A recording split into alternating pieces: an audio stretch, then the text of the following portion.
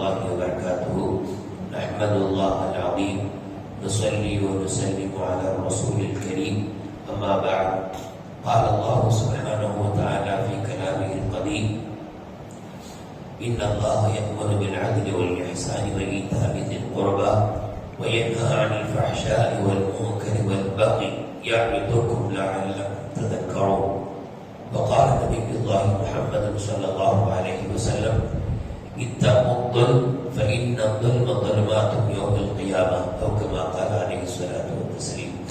கண்ணியத்திற்கும் மிகுந்த மரியாதைக்கு மரித்தான மேலான பெரியவர்களே, வாசத்திற்குரிய சகோதரர்களே, கண்மணி நாயகம் ஸல்லல்லாஹு அலைஹி வஸல்லம் அவர்களின் கண்ணியமான உம்மத்துமார்களே, அல்லாஹ் ரப்பல் ஆலமீன் அவனது ஏவல்கள் மற்றும் விலக்கல்கள் நீண்ட நெடும் பட்டியலாக இருந்தாலும் அல்லாஹ் சுருக்கமாக ஒரு வசனத்திலே ஒரு 3 முக்கியமான விஷயங்களை ஏவியும் ஒரு 3 முக்கியமான விஷயங்களை தடுத்தும் இருக்கிறார் என்கிற அந்த ஆயத்தினுடைய விளக்கங்களை நாம் தொடர்ந்து ஒரு 4-5 நாட்களாக கேட்டு வருகிற அந்த வரிசையில் கடைசியாக அல்லாஹ் சொல்வது வல் பக்ய, அல்லாஹ் தடுக்கிறான் அநீதத்தை விட்டும் என்று குர்ஆன் பேசுகிறது. அநீதங்கள் என்பது துன்யாவிலே இனிக்கும், மறுமையிலே கசக்கும். நாம ஒருவரை அநீதமாக துன்புறுத்துவது என்பது, நியாயமில்லாமல் அவரை நாம் காயப்படுத்துவது என்பது, அவரை நாம் கேலி பரிகாசம் செய்வது என்பது உலகத்தில் ரொம்ப இனிப்பான சந்தோஷமான விஷயம். ஆனால் மறுமையில் அது நமக்கு மிகப்பெரிய ஆபத்தை விளைவிக்கும். அருமை நாயகம் சொன்னாங்க, இத்தகூ அத்துல்ம, நீங்கள் மனிதர்களுக்கு அநீதம் செய்வதை விட்டு தவிர்த்து கொள்ளுங்கள். ஏனென்றால் உலகத்தில் நாம் செய்யக்கூடிய ஒரு அநீதம் என்பது அது ظُلُمَاتٌ يَوْمَ الْقِيَامَةِ, கியாமத் நாளையில் காரிருள்களாக மாறி நம்மை அப்படியே அச்சுறுத்தும். நமக்கு வழியே தெரியாமல் இருட்டில் எப்படி வழி தெரியாது, இருட்டில் நமக்கு எங்க போறதுன்னு தெரியாது. அது மாதிரி கியாமத்துல நாம நேரான, அதாவது சொர்க்கத்திற்கு போகலாம் அப்படின்னு நினைக்கிற போது நமக்கு முன்னால் அப்படியே ஃபுல்லி இருட்டு வந்து நிற்கும். எங்க போறதுன்னு தெரியாம உழைப்போம். ஏன்? நாம செய்த அநீதங்கள். அப்போ அதற்கான ஜவாபுகளை சொன்னால்தான், அதற்கான அந்த பகரங்களை கொடுக்கப்பட்டால்தான் அந்த இருள் அகலும். இருள் என்பதின் பொருளை பற்றி சொல்லும் போது, ஒரு பொருள் உண்மையாலுமே அங்கே நமக்கு இருள் தான் இருக்கும் என்று சொல்கிறார்கள். இன்னொன்று, இருள் எப்படி பாதையை காட்டாதோ அதே போல அநீதம் செய்த ஒரு மனிதனுக்கு அவருடைய அநீதம் சொர்க்கத்தின் பாதையை காட்டாது என்று நமக்கு பொருள் சொல்கிறார்கள். மேலான பெரியவர்களே, நம்ம அடிக்கடி சொல்லியிருக்கிறோம், இந்த துனியாவில் நாம செய்த நற்காரியங்கள் பல இருந்தாலும் ஒரே ஒரு அநீதம் நாம் செய்து அதற்கான பரிகாரத்தை துனியாவிலேயே நிறைவேற்றாமல் அல்லது அதற்கான ஒரு பரிகாரத்தை தேடாமல் மறுமையில் வந்துவிட்டால் அது கூட நம்முடைய அந்த அமல்களை கரைக்கும். இந்த துனியாவில் நான் இவருக்கு நான் கடன் வாங்கியிருந்தா திரும்ப கொடுத்தரணும், இல்ல வேற ஏதாவது ஒன்று பண்ணியிருந்தா துனியாவிலே நான் கொடுத்தரணும். ஒண்ணுமே செய்யாமல் மறுமையில் வந்துவிட்டால் அங்கே என்னால் காசு பணங்களை கொடுத்து அவரை சரி கட்ட முடியாது. அவராக மன்னித்தாலே தவிர என்னுடைய மன்னிப்பு என்பது கேள்விக்குரியாது. அவர் மன்னிப்பாரா என்ன தெரியாது. காரணம், மறுமையில எல்லாருமே யார் நப்சி என்று இருப்பார்கள். எனக்கு ஈடேற்றம் கிடைச்சா போதும், எனக்கு நான் தப்பிச்சா போதும். ஏன்னா இது யதார்த்தமா இருக்கும். அங்க போய் உட்கார்ந்து சோசியல் மைண்ட்ல அவரை கூப்பிட்டாங்க, இவரை கூப்பிட்டாங்க, நமக்கே திண்டாடிட்டு இருக்கோம். நம்முடைய அமல்களை போதுமா போதாதான் இருக்கும்போது நாம எப்படி இன்னொருத்தரை காப்பாற்றுவோம்? இதை தாண்டி அல்லாஹ் தஆலா சில பேருக்கு சிபாரிசு செய்யக்கூடிய வாய்ப்புகளை தரால் அவர்கள் சிபாரிசு செய்வார்கள். அது தனி குரூப், அது எல்லாரும் இல்லை.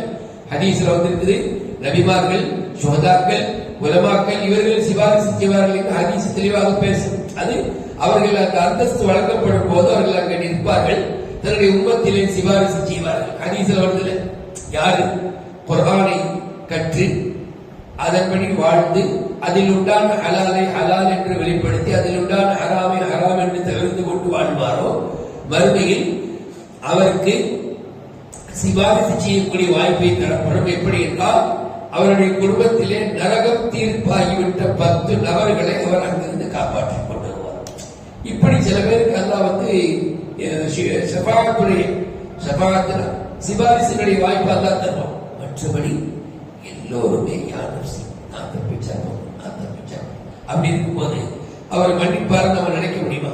உலகத்தில் நாம யாருக்கு அநீதம் செய்துவிட்டு அவர்கிட்ட மன்னிப்பு கோராமல் வந்திருப்போமோ, அவருக்கு நாம ஏதாவது சரி கட்டாமல் வந்திருப்போமோ, அங்க நம்ம எதுவும் செய்ய முடியாது. அவர் நம்மகிட்ட என்னமாவது பிடுங்கதான் பார்ப்பார். இது யதார்த்தம். நபிகள் நாயகம் ஸல்லல்லாஹு அலைஹி வஸல்லம் ஒரு நாள் சபையோர்களுக்கு முன்னால, சஹாபாக்களுக்கு முன்னால ஒரு கேள்வி ஒன்று கேட்டார். மனில் முஃபலிஸும் கேட்டார், ஏழை யார் அப்படின்னு கேட்டார். இப்ப நீங்க ஒரு 7 பேர் இருக்கு, உங்கள்கிட்ட நான் கேட்டா என்ன சொல்றீங்க? இதுல என்ன சந்தேகம்? ஏழைன்னு சொன்னா காசு பணம் இல்லாதவன், பட்ட பாத்திரங்கள் இல்லாதவன், இவன் தான் ஏழை. சஹாபாக்கள் இதே சேம் ஆன்சர் தான் கொடுத்தாங்க. மல்லா திரகமலஹு வலா மதாஅலஹு, யாருக்கு திரகங்கள் தீனார்கள் இருக்காதோ, யாருக்கு பட்ட பாத்திரங்கள் இருக்காதோ அவன் தான் ஏழைன்னு சொன்னாங்க. நபி அவர்கள் சொன்னாங்க, இவரல்ல ஏழை. என்னுடைய உம்மத்திலே ஏழை என்பவர் யார் என்றால், மறுமையில் அவர் ஒரு பக்கம் நோன்பு, தொழுகை, நோன்பு, தர்மங்கள், இப்படி நிறைய அறங்களோடு வருவார், நல்ல அறங்களோடு வருவார். இன்னொரு பக்கம் ஒருவரை அநீதமாக திட்டிருப்பார், ஒருவரை அநீதமாக இட்டு கட்டியிருப்பார், ஒருவரை அநீதமாக அடித்திருப்பார், ஒருவரின் ரத்தத்தை அநியாயமாக ஓட்டியிருப்பார். ஒரு பக்கம் 2 சைடும் அப்படியே வருவார். அதாவது அவருடைய நன்மைகள் குவியலாக இருக்கும். அவருக்கு தெரியாது தான் செய்த அநீதங்கள் எல்லாம் அதற்கு உருவம் இருக்குதா என்னன்னே தெரியாம அதையெல்லாம் துனியாவில் செஞ்சுட்டு கொண்டுட்டு அதற்கு உண்டான பரிகாரங்களை தேடாம மன்னிப்புகளை கேட்காம வந்துடுறார். தன்னுடைய நன்மைகளை பார்க்கும்போது அவர் அறியாம ஒரு மகிழ்ச்சி, இன்னைக்கு நமக்கு வெற்றி நிச்சயம் கிடைச்சது. ஏன்னா ஏராளமான சவாபங்கள், இதெல்லாம் ஹதீஸ் சஹீஹ் புகாரியில் வருது. அப்போ அவர் நின்று கொண்டிருக்கும் போது அவரால் பாதிக்கப்பட்ட ஒரு மனிதர் ஒருவர், யா அல்லாஹ், இவர் என்னை துனியாவிலே இந்த மாதிரி செய்தார், என்னை திட்டினார். என்னங்க உபாருக்கு திட்டக்கூடாதா? நம்மை ஒருவர் திட்டினால் அவர் திரும்ப திட்டினால் என்ன? நீங்க திரும்ப கரெக்டா திட்டிங்களா இல்லையா உங்களுக்கு தெரியுமா? உங்க கண்ட்ரோல் இருக்குமா? அதுக்கு நீங்க மன்னித்து விட்டுட்டா பரவாயில்ல. நீங்க திரும்ப திட்ட போய் 2 வாரத்தை கூடுதலா திட்டினா அது அவருக்கு மறுமையில பெரிய புண்ணியம். அதை வச்சுட்டு வருவார், என்ன இவர் என்ன செஞ்சார் அப்படின்னா திட்டினார். இதெல்லாம் பிராக்டிக்கலா நம்ம சிந்திக்கிறோம் ஒவ்வொரு விஷயத்தையும். அப்ப அல்லாஹ் வந்து நம்ம என்ன கொடுக்க முடியும்? அவர் கேட்டு நிற்கிறார், அல்லாஹ் இடத்துல தனக்கான அந்த ஒரு பரிகாரத்தை கேட்டு நிற்கிறார். இவருடைய நன்மையிலிருந்து கொஞ்சம் எடுத்து கொடுக்கப்படும், பரவாயில்ல, கொஞ்சம் தான் குறையும், கொஞ்ச நேரம். இது எல்லாமே அந்த மஹ்ஷர் மைதானத்தில் நடக்கும். இன்னொருவர் வருவார், யா அல்லாஹ், இவர் என் மீது பழி சுமத்தினார், நான் செய்யாத ஒரு குற்றத்தை சொன்னார். இன்னைக்கு நம்ம நிறைய சில சமயத்தில் அப்படி செஞ்சிடணும், யார் மீதாவது ஏதாவது பழியை போட்டுறோம். இவன் தான் திருடியிருப்பான், இவன் தான் அப்படி சொல்லியிருப்பான், இவன் தான் அப்படி பேசியிருப்பான், இவன் செஞ்சிருப்பான் அப்படின்னு பட்டு நம்ம சொல்லிடுறோம். அதெல்லாம் அவதூறு நம்ம விளங்குறதே இல்லை. அப்ப அந்த நம்மால் அவதூறு செய்யப்பட்ட பாதிக்கப்பட்ட மனிதர் என்னை துனியாவில் இந்த மனிதர் தேவையில்லாமல் செய்யாத ஒரு குற்றத்தின் மீது பழி சுமத்தினார், குற்றத்தை செய்ததாக சொன்னார். அப்படியா, சரி ஓகே அப்படின்னு கொஞ்சம் நன்மை எடுத்து தரப்பட அவர் எந்த பக்கம் காட்டுறேன், எந்த பக்கம் தான் நன்மைகள் இருக்கும், வலது பக்கம். இப்படி நன்மைகள் கரைந்து கரைந்து கரைந்து கரைந்து போகும். அங்கிருந்து வரக்கூடிய ஆட்கள் வந்து கொண்டே இருப்பாங்க. இவரால் பாதிக்கப்பட்டோம். ஒரு கட்டத்துல ஹதீஸில் தெளிவா வருது, நன்மைகள் எல்லாம் தீர்ந்து ஒரு ஏழை இந்த மறுமையில் அதுதான் சொத்து. மறுமையில் நம்ம வேற கொண்டு போக முடியும்? ஈமானை அமலசாலிக்கு தான் கொண்டு போகணும். அமலசாலி ஃபுல்லா முடிஞ்சு போச்சு. எப்படி வீட்டுல காசு முடிஞ்சு போனா அவர் ஏழையோ, அதே மாதிரி கியாமத்துல அவருடைய நன்மைகள் எல்லாம் முடிஞ்சு போச்சு. சரி, இதுக்கப்புறமாவது நம்மளை எப்படியாவது அல்லாஹ் மன்னித்து சொர்க்கத்துக்கு அனுப்பிடுவான் அப்படின்னு அவர் நிற்கும் போது இந்த பக்கம் விவசாயிகள ஆட்கள் வந்து குறையாது. இன்னும் 2 பேர் வருவாங்க, இவரால் பாதிக்கப்பட்டோம், இவற்றை கொடுக்கறதுக்கு ஒண்ணும் இல்லை. ஹதீஸ்ல வருது அவருடைய தீமை கொஞ்சம் எடுத்து இவருக்கு தரப்படும். இருந்த நன்மையும் போய் இவர் தீமை நமக்கு என்ன மேலும் கூடுது. அதுவாக இன்னும் அதிகமாக தீமைகள் ஆகும். இப்படியே தீமைகள் ஆகிய ஒரு கட்டத்தில் இவரை நரகத்தில் தூக்கி போடப்படும். ஏன்னா நன்மையும் இல்லை, தீமைகள் ஜாஸ்தியா இருக்கு. அதுவும் அந்த தீமைகள் அல்லாஹ்வுடைய ஹக்குகள் விஷயத்தில் இருந்தால் பரவாயில்ல, அடியார்களுடைய ஹக்குகள் விஷயத்தில் இருக்கும்போது எப்படி அந்த அடியார் மன்னிக்கவில்லை என்கிற போது அல்லாஹ் என்ன செய்ய முடியும்? மேலான பெரியவர்களே, அல்லாஹ் தஆலா நம்மை தடுக்கிறார் அநீதங்கள் செய்வதை விட்டு.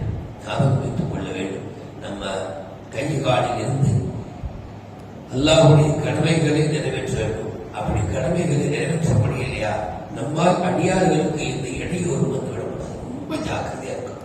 பிறர் பொருள் விஷயத்துல, பிறருடைய மான மரியாதைகள் விஷயத்துல, பிறருடைய இது எல்லாமே தான். அவர் சார்ந்த அவருடைய மரியாதைகளை, அவருடைய பொருள்களை நாம் ஒருபோதும் தொட்டிடக்கூடாது அநீதமாக.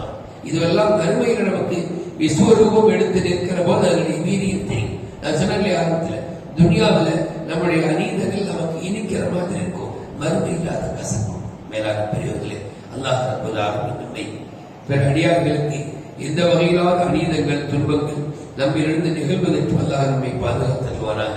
மறுமையில் அவனுக்கு பிடித்தமான நல்லடியார்களின் கூட்டத்தில் சேர்ந்தவர்கள் புரிவானாக.